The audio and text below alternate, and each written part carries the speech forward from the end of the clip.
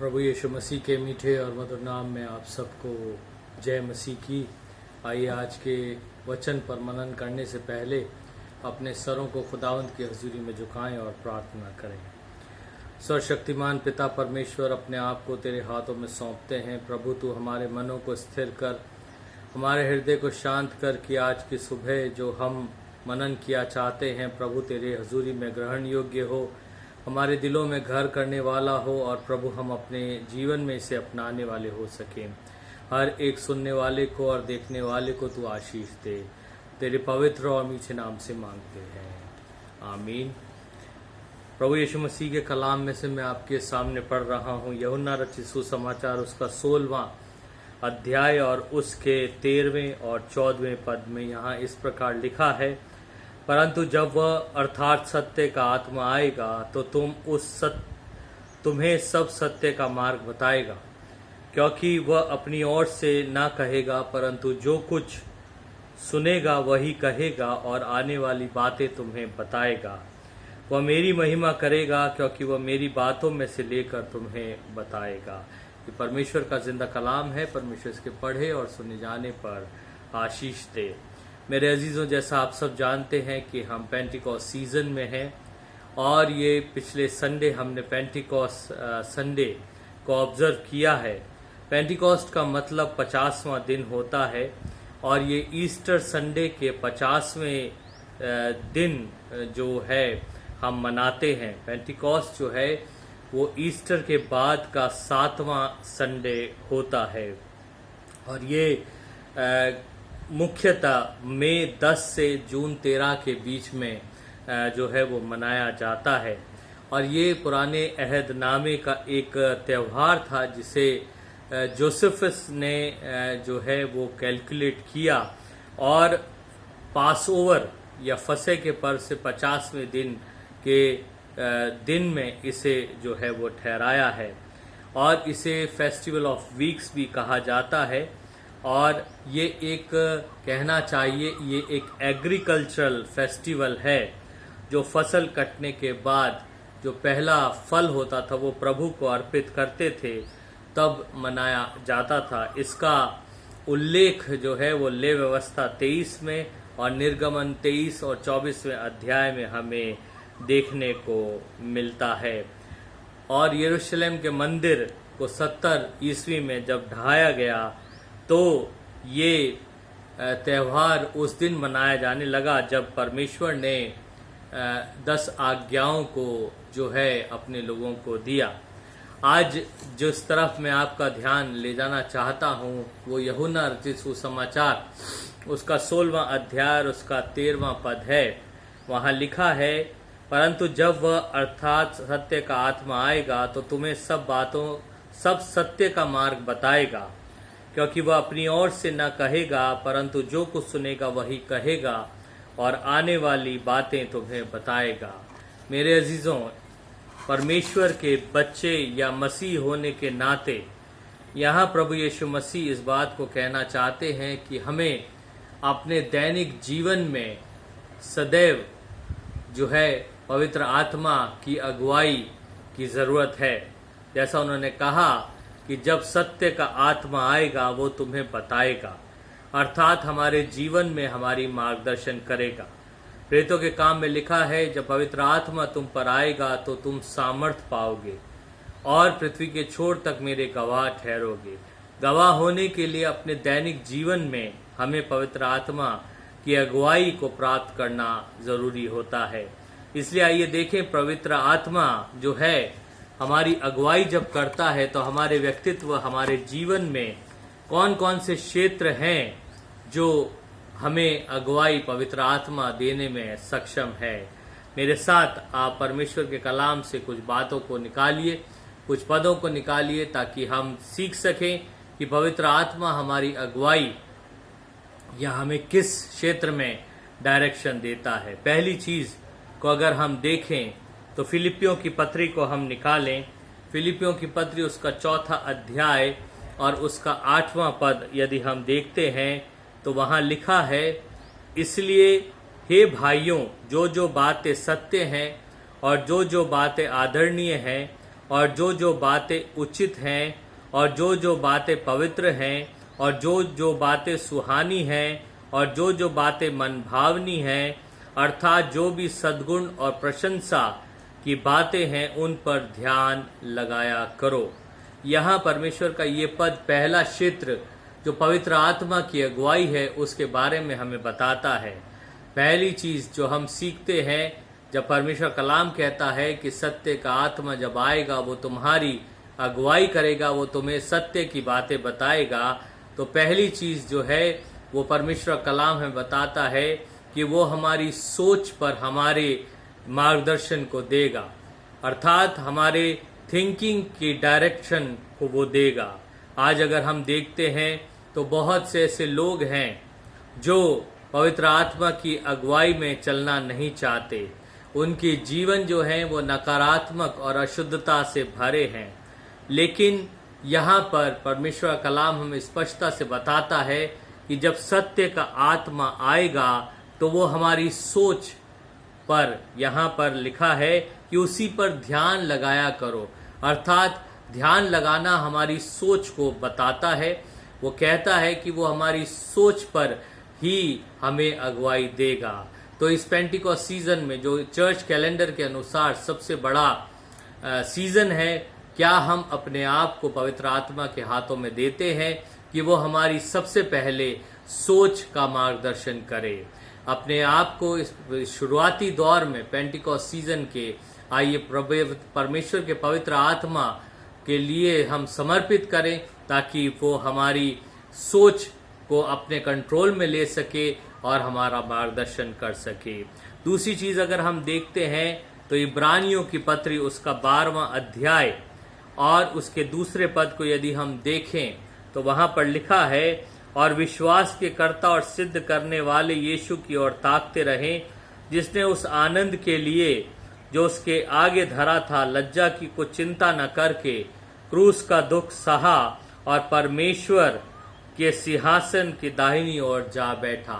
दूसरी चीज जो पेंटिकॉस्ट सीजन में हमें स्मरण करने की है वो ये है कि पवित्र आत्मा हमें मार्ग दिखाता है या हमारा मार्गदर्शन करता है हमारे देखने के तरीके से। आज अगर हम देखें तो परमेश्वर के जो जन हैं, मसीह लोग जो हैं, उनमें से कई ऐसे लोग हैं जो केवल नकारात्मक पहलू ही देखते हैं। उन्हें किसी बात में अच्छाई नजर नहीं आती, वो सदैव दोषारोपण करते रहते हैं। लेकिन हमें इस बात को देखना है, जब प्रभु यीशु मसीह ने कहा कि पवित्र आत्मा जब तुम पर आएगा तो वो तुम्हारी अगुवाई करेगा, अर्थात हमें अपने देखने के नजरिए में भी अगुवाई की आवश्यकता होती है। जैसा हम सोचते हैं, जैसा हम देखते हैं, ये आज जरूरत है, ये आज की आवश्यकता है कि पवित्र आत्मा हमारी अगुवाई करे ताकि हम संपूर्ण व्यक्तित्व में प्रभु के लिए उपयुक्त और योग्य पात्र बनने पाए। दूसरा जो क्षेत्र है वो हमारा देखना है, जिसमें पवित्र आत्मा हमारी अगुवाई करता है। तीसरा, अगर हम देखें यशाया नबी की पुस्तक को हम निकालें, उसका 55वां अध्याय, यशाया नबी की पुस्तक उसका 55वां अध्याय और उसका 3रा पद अगर हम देखते हैं, यहाँ लिखा है, कान लगाओ और मेरे पास आओ, सुनो तब तुम जीवित रहोगे और मैं तुम्हारे साथ सदा की वाचा बांधूंगा, अर्थात दाऊद पर की अटल करुणा की वाचा। ये तीसरा क्षेत्र है जो परमेश्वर का कलाम हमें बताता है, जिसमें पवित्र आत्मा हमारी अगुवाई करता है, वो है हमारा सुनना। पहली चीज हमने सीखी कि पवित्र आत्मा हमारे सोचने में हमारी अगुवाई करता है। दूसरी चीज हमने देखी, पवित्र आत्मा हमारे दृष्टिकोण में, हमें देखने में हमारी अगुवाई करता है। तीसरी चीज, वो हमारी सुनने में हमारी अगुवाई करता है। मेरे अजीजों, आज अगर हम देखें अपने चारों तरफ के वचन जो हमारे कानों पर पड़ते हैं, उस पर अगर हम ध्यान दें तो हम इस बात को पाते हैं कि लोगों की सोच और बोली जो है वो इतनी गंदी हो चुकी है कि वो एक दूसरे को धोखा देने में योग्य है, और हम ऐसी ही बातों को जो है अपने अंदर सुनते हैं।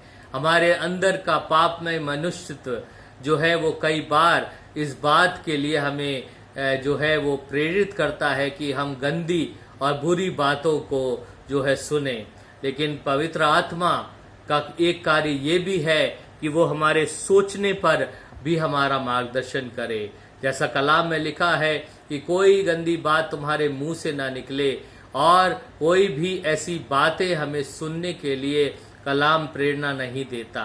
इसलिए मेरे अजीजों, इस पेंटिकॉस्ट सीजन में हम अपने कानों को भी पवित्र आत्मा की अगुवाई में दें, ताकि हम परमेश्वर के वचन और परमेश्वर की बातों को सुनने पाए। पहली चीज, जब पवित्र आत्मा आएगा तो वह हमारी सोच में हमारा मार्गदर्शन करेगा। दूसरी चीज, जब पवित्र आत्मा आया है तो वह हमारी देखने में हमारी अगुवाई करेगा। तीसरी चीज, वो हमारी सुनने में अगुवाई करेगा। चौथी चीज, अगर हम देखें मत्ती रचित सुसमाचार उसका 10वां अध्याय और उसका 20वां पद यूं कहता है, क्योंकि बोलने वाले तुम नहीं हो परंतु तुम्हारे पिता का आत्मा तुम में बोलता है। यहाँ पर परमेश्वर कलाम स्पष्टता से कहता है कि हमारे मुख से निकलने वाला वचन जो है वो हमारी ओर से नहीं बल्कि परमेश्वर की आत्मा की ओर से होता है। तो जब हम बातचीत करते हैं, जब बोलते हैं, तो मसीहों के लिए ये लाजमी हो जाता है कि वो अपने वचनों की सुरक्षा करें, अपने वचनों को तोलें कि किस प्रकार के शब्द जो है हमारे मुख से निकल रहे हैं, क्या कठोर शब्द निकल रहे हैं या गंदे शब्द निकल रहे हैं। मेरे अजीजों, पेंटिकॉस्ट सीजन जब हमारे जीवन में दिया गया है वो इसीलिए दिया गया है कि हम अपने वचनों को, अपने मुंह को भी पवित्र आत्मा की अगुवाई में दें, ताकि हमारे मुख से निकलने वाला वचन जो है वो आत्मा से परिपूर्ण हो, और ना सिर्फ हम बल्कि परमेश्वर के लोग भी उससे लाभान्वित होने पाएं। तो मेरे अजीजों, आज की सुबह जब हम परमेश्वर के कलाम पर मनन कर रहे हैं और इस पद पर हम अपने मनन को कर रहे हैं जहां प्रभु यीशु मसीह ने कहा कि जब सत्य का आत्मा आएगा तो वो तुम्हें सत्य की बातें बताएगा और तुम्हें वो बातें बताएगा जो तुम्हारे लिए लाभदायक की होंगी। इसलिए हमें समर्पण की आवश्यकता है। आज उस पवित्र आत्मा के लिए अपने आप को समर्पित करने की आवश्यकता है। अपने संपूर्ण व्यक्तित्व को उसे समर्पित करने की आवश्यकता है, ताकि वह हमारी सोच में हमारी अगुवाई करने पाए, हमारे देखने में हमारी अगुवाई करने पाए, हमारी सुनने में हमारी अगुवाई करने पाए, हमारे बोलने में हमारी अगुवाई करने पाए। पांचवी चीज अगर हम देखते हैं तो वो हम देखते हैं यूहन्ना रचित सुसमाचार उसका 6वां अध्याय और उसका 27वां पद। यहाँ पर लिखा है, यूहन्ना रचित सुसमाचार उसका 6वां अध्याय और उसका 27वां पद। यहाँ लिखा है, नाशवान भोजन के लिए परिश्रम ना करो, परंतु उस भोजन के लिए जो अनंत जीवन तक ठहरता है, जिसे मनुष्य का पुत्र तुम्हें देगा, क्योंकि पिता अर्थात परमेश्वर ने उसी पर छाप लगाई है।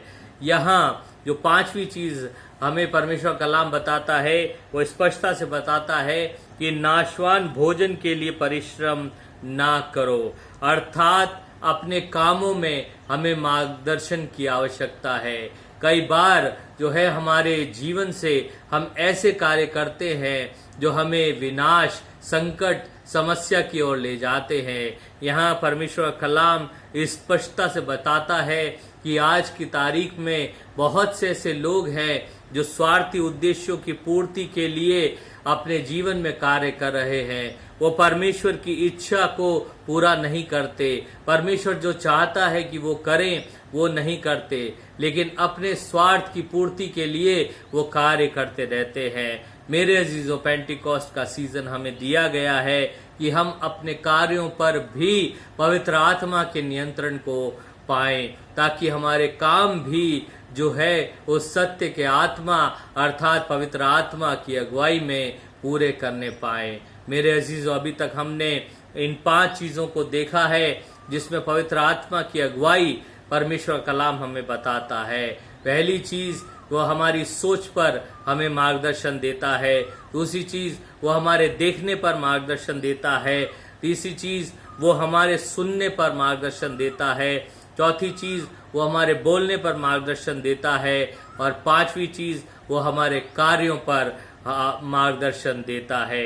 आखिरी चीज अगर हम देखें तो वो कुलुस्सियों की पत्री को हम निकालें और उसके दूसरे अध्याय के 6 पद को यदि हम देखें तो वहां हमें देखने को मिलता है, अतः जैसे तुमने मसीह यीशु को प्रभु करके ग्रहण कर लिया है वैसे ही उसी में चलते रहो। ये 6ठा क्षेत्र है जिसमें पवित्र आत्मा की अगुवाई हमें मिलती है। आज कितने ही मसीह लोग हैं जो गलत जगहों के लिए निकलते हैं, अपने कदमों को गलत जगहों के लिए जो है वो बढ़ाए चले जाते हैं। ऐसी जगह जहां पर जो है विनाश है, जहां पर जो है वो असंतुष्टि है, जहां पर जो है स्वार्थ है, आज मसीह लोग उसी रास्ते पर चले जा रहे हैं। आज हमारी जिंदगी में परमेश्वर के अलावा सारी एक्टिविटीज हैं, लेकिन हमारे जीवन परमेश्वर की इच्छा पर नहीं चल रहे। यहाँ पर परमेश्वर का कलाम हमें बताता है कि प्रभु का दास कहता है कि जिस तरह हमने परमेश्वर को ग्रहण कर लिया है हम उसी में चलते रहे। अर्थात हमारे जीवनचर्या पर, हमारे जीवन के चलने में भी पवित्र आत्मा की अगुवाई हमें अगर मिलती रहे तो हम सही मार्ग पर चलते जाएंगे। तो आज की सुबह इस छोटे से मनन में हमने ये सीखा कि जब वो पवित्र आत्मा उतरा है, जब वो पवित्र आत्मा आया है और चर्च जो है वो पेंटिकॉस्ट सीजन में अपने आप को पा रहा है, तो हमारी अवस्था क्या है? हमारी जिंदगी में क्या हम केवल रस्मी तौर पर जो है पेंटिकॉस्ट संडे या पेंटिकॉस्ट सीजन को मना रहे हैं? क्योंकि पर प्रभु का वचन यही है कि जब सत्य का आत्मा तुम पर आएगा तो वो तुम्हें सत्य की बातों को बताएगा, अर्थात उन बातों में तुम्हारा मार्गदर्शन करेगा जिसके लिए हमारे जीवन को प्रभु ने दिया है। मेरे अजीजों, आज 6 बातें हमने सीखी हैं जो हमारे व्यक्तित्व से संबंधित है, जिसमें पवित्र आत्मा हमारी अगुवाई करना चाहता है। आइए अपने आप को हम समर्पित करें। पहली चीज, पवित्र आत्मा के हाथों में हम अपने आप को दें ताकि हमारी सोच परमेश्वर के आत्मा के अनुसार हो सके। दूसरी चीज, हम अपने आंखों को परमेश्वर के आत्मा के हाथों में सौंपें ताकि परमेश्वर की अनुसार हमारा देखना हो सके। तीसरी चीज, हम अपने कानों को पवित्र आत्मा के हाथों में सौंपें ताकि हमारे कान वही बातें सुन सकें जो हमारे आत्मिक उन्नति और लाभ के लिए हो। फिर हम अपने मुंह को परमेश्वर की आत्मा के हाथों में सौंपे ताकि हमारे मुख से निकलने वाला हर एक वचन जो है वो परमेश्वर की इच्छा के अनुसार हो। फिर हम अपने हाथों को परमेश्वर के आत्मा के नियंत्रण में दें कि हमारे जीवन से जो है वो अच्छे कार्य होने पाए। फिर हम अपनी चाल को परमेश्वर के हाथों में सौंपे, अपने पांव को परमेश्वर के हाथों में सौंपे कि हमारे पांव विनाश के मार्ग पर नहीं, शैतान के मार्ग पर नहीं, बल्कि प्रभु के मार्ग पर चलने पाए और हमारा जीवन हमारे लिए ही नहीं बल्कि बहुत से लोगों के लिए आशीष होने पाए। परमेश्वर आप सबको आशीष दे। आइए अपने सरों को झुकाएं और प्रार्थना करें। सर्वशक्तिमान पिता परमेश्वर, हम तेरा धन्यवाद करते हैं कि तूने आज की सुबह हमें प्रभु एक बार अवसर दिया कि हम पवित्र कलाम से प्रभु तेरी पवित्र आत्मा के मार्गदर्शन की बातों को एक बार फिर स्मरण कर सके। हाँ प्रभु, हो सकता है हमने ये बातें पहले भी सुनी हो। हाँ प्रभु, हमने पहले भी इस वचन को प्रभु तेरे साथ प्रभु मनन किया हो, लेकिन हमने उसको तज दिया हो या हमने प्रभु इग्नोरेंस के साथ प्रभु से सुना हो। आज तूने एक बार फिर हमें अवसर दिया कि हम इन बातों को स्मरण कर सकें। हम तेरा धन्यवाद करते हैं और इस वक्त अपने आप को तेरे हाथों में सौंपते, तेरी सारी कलीसिया को तेरे हाथों में सौंपते, हर एक परिवार को तेरे हाथों में सौंपते हैं और प्रभु विनती करते हैं कि तेरी चंगाई, तेरी खुशियां, तेरा इत्मीनान, तेरी पवित्र आत्मा हर एक के साथ रहे और इस कठिन समय में प्रभु हर एक जन तेरी उपस्थिति में अपने जीवन को बिताने पाए।